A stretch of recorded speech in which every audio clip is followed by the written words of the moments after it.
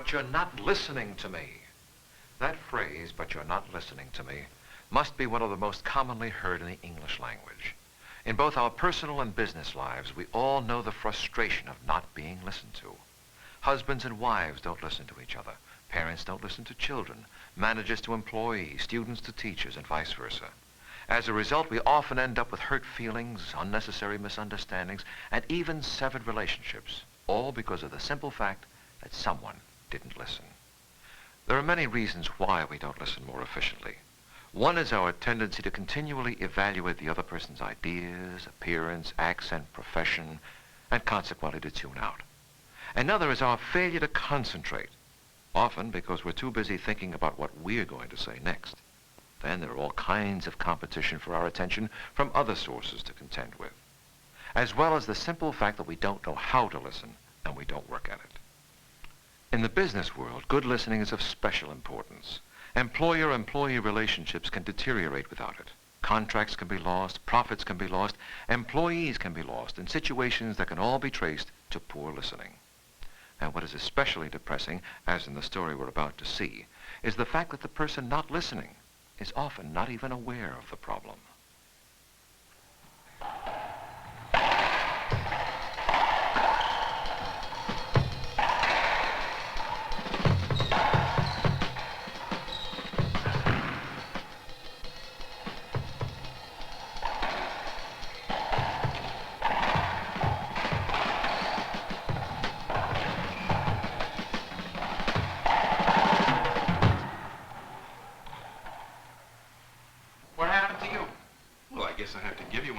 Don't give me that. You're way off today. No concentration, lousy timing, bad moves. Otherwise, you were fine. Thanks a lot. I don't know what it is. I guess I've just got a lot on my mind. Nothing serious, I hope. Just problems at the office, you know. What now? Oh, I don't know. It seems like I just get the right people in the right places, and then somebody moves out. They got to start sorting it all out again. Who's leaving now? Ken Carpenter, my head in computer operations. He's going into a family business in the Midwest. I don't know who to put in his place. Any possibilities? Yeah, Marty Martin's a possibility, because he's been in that department for 2 years now. He knows the ropes and everybody seems to like him. I know Marty. Well, then you know the potential problem. He's into so many outside interests, including working overtime at being Playboy of the Year. The other possibility is a guy named Jim Cantonelli in accounts payable. I don't think you mentioned him before. Is he new? No. He's kind of a loner, but he's a fantastic worker. Everybody comments about it. Sounds like a good bet. You know, last year we moved to the new building. He stayed back alone nights and weekends just to put things in order, without a word of complaint. I was really impressed with the guy. Well, what are you worrying for? He's your man.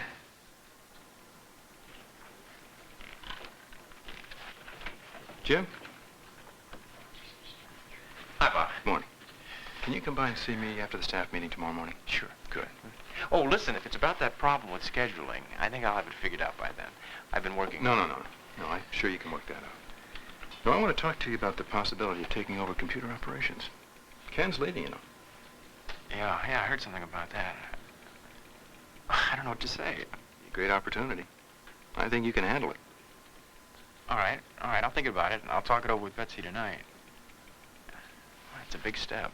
No, it's a piece of cake for a guy like you. You think it over and talk to your wife, like you say, and come by and see me after the staff meeting. Okay? Sure. See you then. Okay.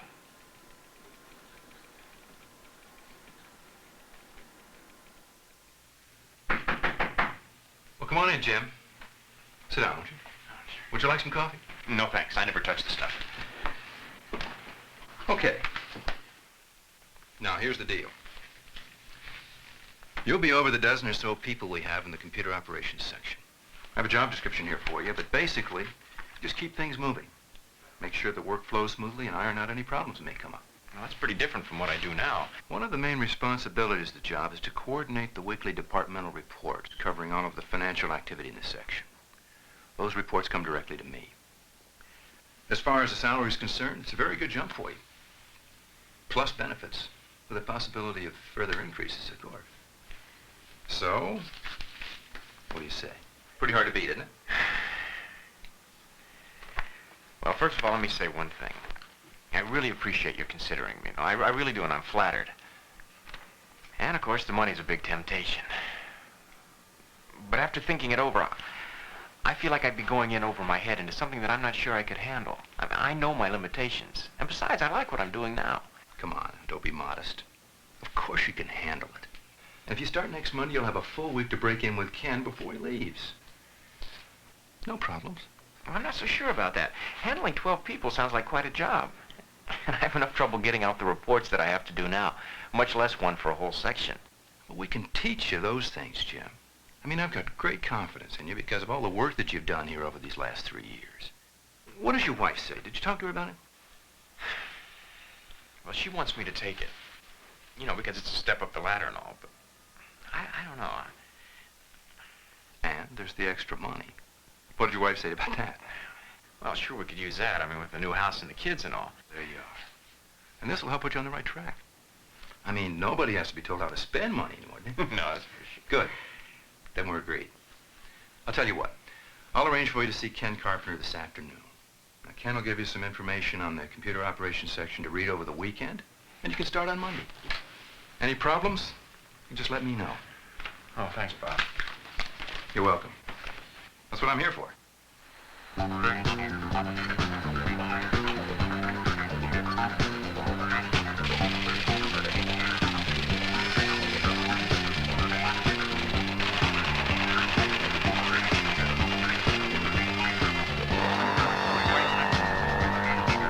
Marty, you can't go over there. That's to go over the A.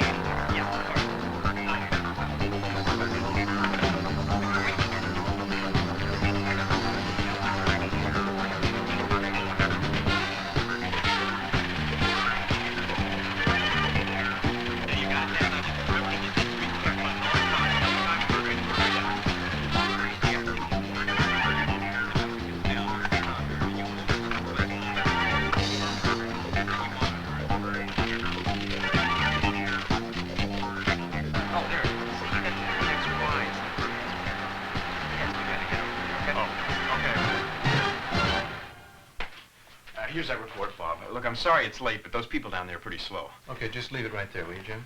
I'll look at it in a minute. How things going? Yeah, it's busy as usual. Now, to make matters worse, I hear we're going to lose one of our people, which means I'll have to train somebody else. Oh, who's leaving? Marty Martin.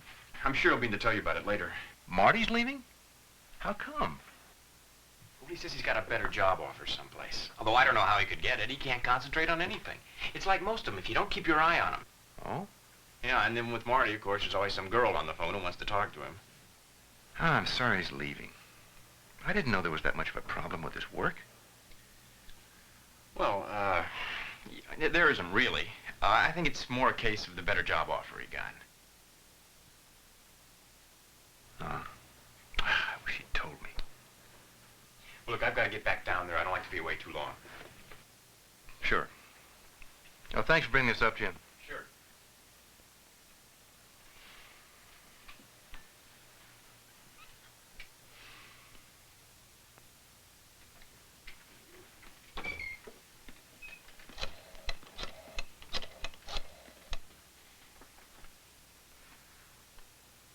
Lou? Bob. Listen, did you know that Marty Martin was leaving the company? Well, I know that you two have been friends for a long time. Yeah, Jim told me he has another position. There is, huh? I was wondering about that. What do you think the problem with Jim is? A personality thing or something? Yeah? Oh, yes, I can see that. No, this is just between the two of us. Yeah. Fine. Thanks, Lou. Right.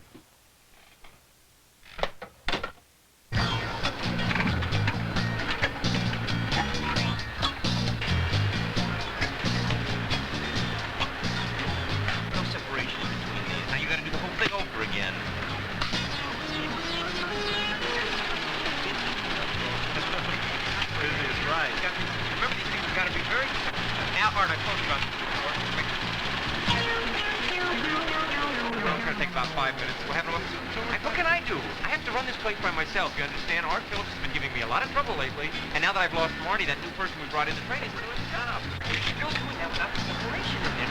I told you this is Look, why don't you try it? I don't know what you're talking about. It's very simple. Look, you... What are you doing? That's the Acme tape. I told you it's supposed to be the Aztec tape on this machine, don't you remember?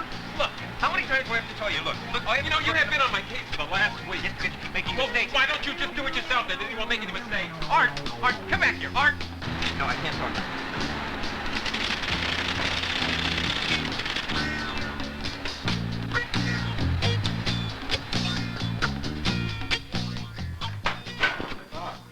Yeah. Can I talk to you for a minute?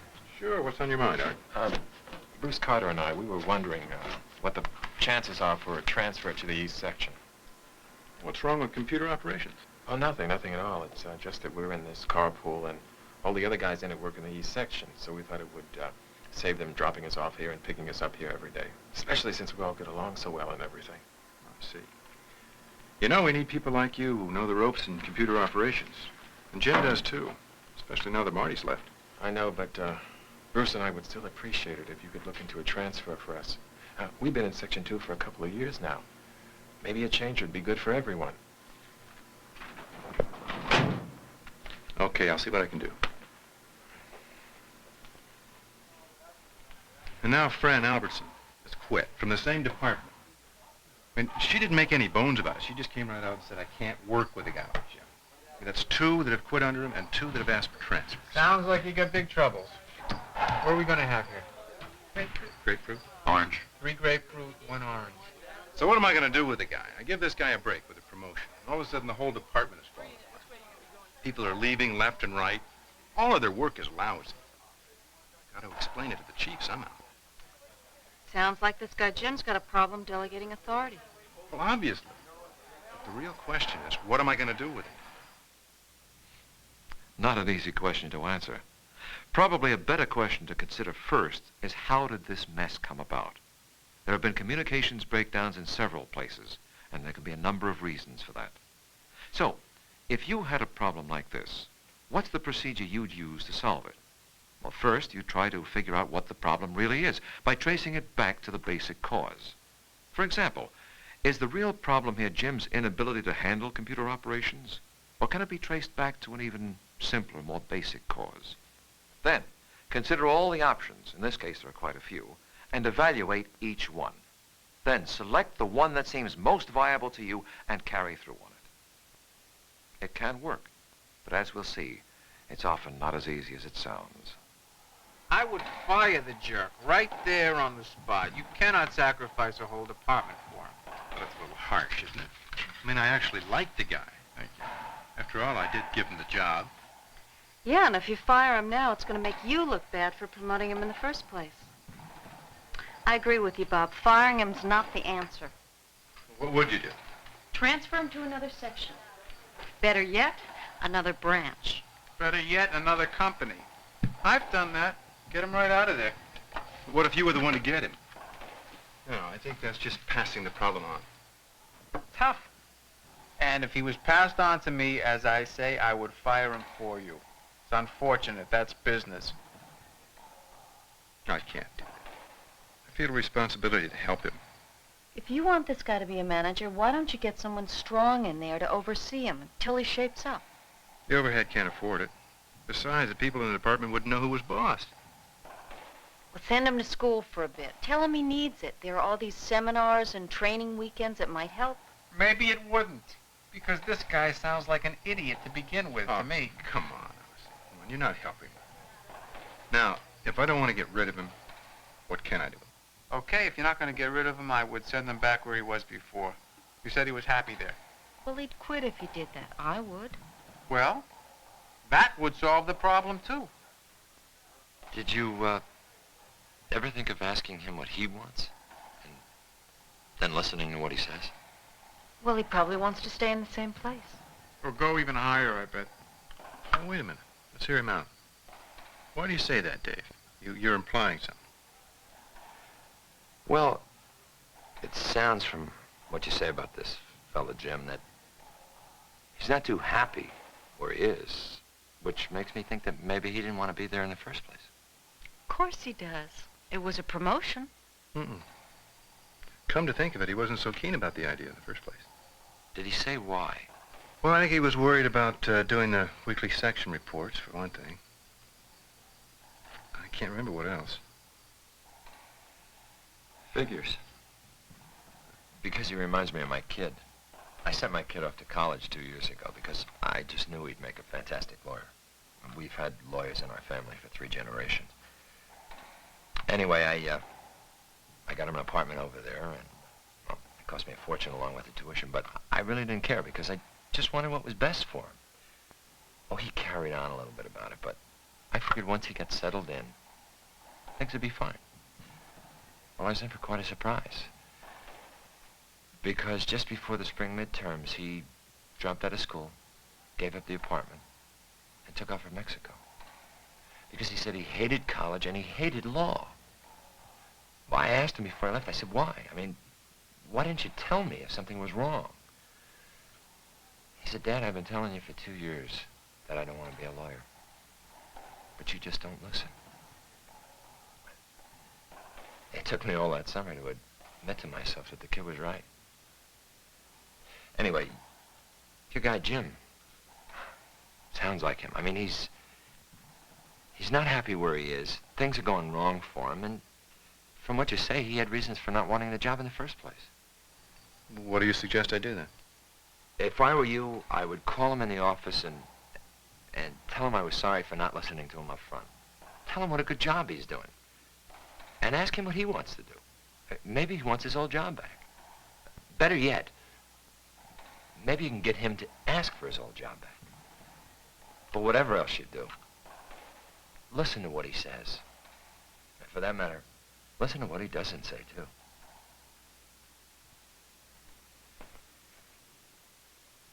Oh, Jim, thanks for coming up. Something I want to talk to you about. Yeah, I know. Fran quit. But I'm telling you... Wait a minute. Let's just sit down a minute, okay? Look, if you want to know why, I can show you errors she made in programs on 3 different occasions. She was incompetent, that's all. Jim, that's not what I want to talk to you about. I'm worried about how hard you're driving yourself.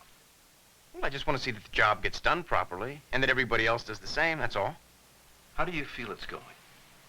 Well, it isn't easy. I mean, you tell somebody to do a job and half the time it doesn't get done right.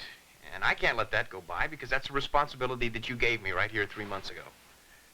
You know, there's something that's been bothering me about how I did that. Oh, yeah. It's pretty clear to me now that I called you in here that day and I told you all about how I thought you should do things. I didn't listen to a word you said. And I'm sorry, I really blew it. You told me that you didn't want the job. But you're such a good worker, you went ahead and did it anyway. You're the boss. You wanted me to do it. Yeah, I know. But I didn't listen to your side of it. Yeah, I did feel kind of railroaded. And there hasn't been once that you didn't do what was asked of you here. Because you're one of the best workers in the whole organization. Guess I'm kind of a workaholic. I know you are. I don't want to lose you. Well, so what do you say? Only that I'm concerned about the situation in your section and what it's doing to you. I want to know what you think we should do about it. Because you know better than I do what would be best. Well, it's been tough on me down there, worrying about all those people, compared with where I was before. Yeah, I can see that. Yeah, I really liked it down in accounts payable. I was my own person there. You did a fine job for us down there, too. I'd go back tomorrow. It was a lot easier for me. Boy, you'd be doing us a great favor if you did that. I would? What about my salary? Well, let's think about that one. I think we can work something out to your satisfaction. Sure, sounds great. And, thanks, Bob.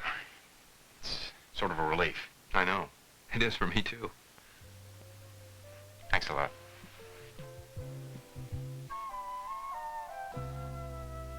Problems start when people don't listen, and problems can be solved when they do listen. Of course, this story could well have ended up in a number of different ways, most of them not as happy as the one we saw. But why did this one work out so well? No, not because this is the movies, not at all. This could happen, And the key is in trying to get the other person to provide his or her own solution. If you can get the other person's confidence, if you listen and really appreciate what's said, the chances are much better that that person will be able to come up with the best solution. How can we become better listeners? It involves two things, listening for facts and listening for feelings. Listening for facts means listening for ideas and then evaluating those ideas, but not tuning out if we don't agree, as Bob did. Also resisting distractions, either in the other person's appearance or character or outside distractions. And finally, by being open, flexible, and inquiring. Listening for feelings is also important because it involves responding to what isn't being said, what's underneath. This involves watching for clues in nonverbal communication, things like body positions, hand and facial gestures, trying to decode words according to the speaker's connotation, and listening to the voice inflections being used. Effective listening will secure us not only the information and the ideas that we need to carry through in our work, it will also help us to understand the people we work with. It will promote cooperation and hopefully better listening on their part as well. An ancient Greek philosopher once said, "We have 2 ears and 1 mouth, and we should use them in that proportion." Not a bad idea.